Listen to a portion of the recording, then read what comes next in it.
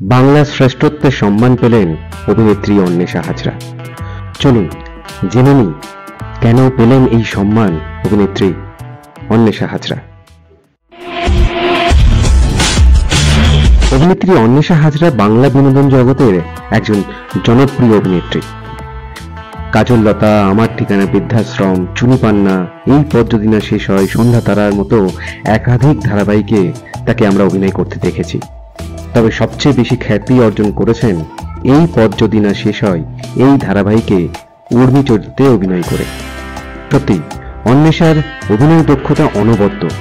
টলিউডের যে কোনো অভিনেত্রীকে অভিনয় টেক্কা দিতে পারবেন এই অভিনেত্রী। বিভিন্ন ধরনের শেডে অভিনয় করতে দেখা গেছে তাকে। শুধু দর্শক মহল নয়, টলি সেলেবদের কাছেও প্রশংসিত হয়েছে অভিনেত্রী অন্বেষা হাজরা। 2024 সালে বাংলার অভিনয়ের জন্য 2024 সালের বাংলা শ্রেষ্ঠত্ব সম্মান পেলেন অভিনেত্রী অন্বেষা হাজরা। আর সে সুখবর তিনি নিজেই তার সোশ্যাল মিডিয়াতে শেয়ার করেছেন। বাংলা ধারাবাহিকের সমস্ত রকম আপডেট পেতে আমাদের এই চ্যানেলটি শেয়ার করুন, লাইক করুন এবং সাবস্ক্রাইব করুন।